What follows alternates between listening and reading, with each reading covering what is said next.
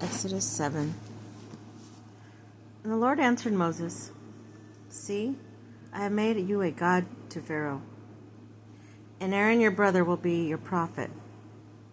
You will speak all that I commanded you. In turn, your brother Aaron will tell Pharaoh to let the Israelites go out of his land. Yet I will make Pharaoh so headstrong that despite the many signs and wonders that I work in the land of Egypt, Pharaoh will not listen to you. Therefore I will lay my hand on Egypt with mighty acts of judgment. I will bring my I'll bring my armies, my people, all the Israelites out of the land of Egypt. All Egyptians will know that I am the Lord, when I stretch out my hand against Egypt and bring the Israelites out of their midst." This then is what Moses and Aaron did. They did exactly as the Lord had commanded them. Moses was 80 years old and Aaron 83 when they spoke to Pharaoh. The contest with Pharaoh, and the staff turned to a serpent. The Lord spoke to Moses and Aaron, "When Pharaoh demands of you, produce a sign or wonder, you will say to Aaron, 'Take your staff and throw it down before Pharaoh. It will turn to a serpent.'" Then Moses and Aaron went to Pharaoh and did just as the Lord had commanded. Aaron threw his staff down before Pharaoh and his servants, and it turned into a serpent.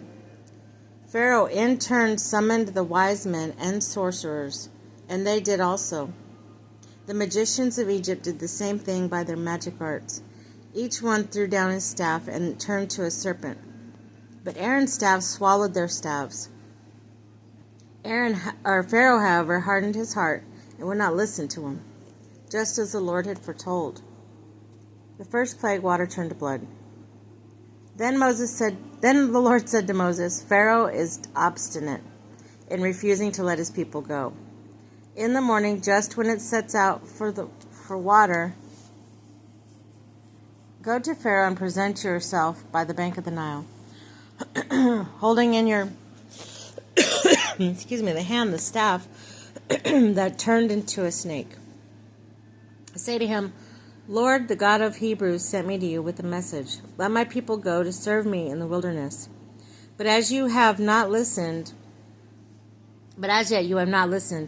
Thus says the Lord, this is how you will know that I am the Lord. With the staff here in my hand, I will strike the water in the Nile, and it will be changed to blood. The fish in the Nile will die, the Nile itself will stink, so that the Egyptians will be unable to drink the water from the Nile.'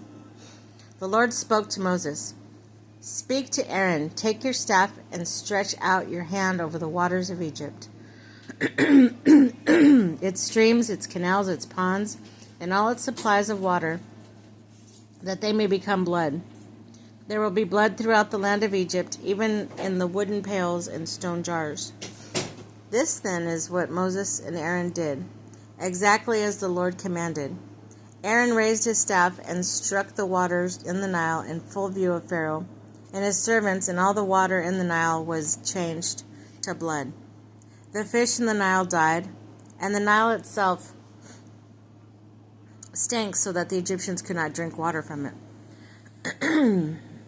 There was blood throughout the land of Egypt. But the Egyptian magicians did the same by their magic arts. So Pharaoh hardened his heart and would not listen to them. Just as the Lord had said, Pharaoh turned away and went into his house with no concern even for this. All the Egyptians had to dig around about the Nile for drinking water, since they could not drink any water from the Nile. The second plague of the frogs. 7 days passed after the Lord had struck the Nile. Then the Lord said to Moses, "Go to Pharaoh and tell him, 'Thus says the Lord, let my people go to serve me. If you refuse to let them go, then I will send a plague of frogs. They will come up and enter your palace, and into your bedroom, and onto your bed, onto the houses of your servants too, and among your people, even into your ovens and your kneading bowls. The frogs will come up over you and your people and all your servants.'"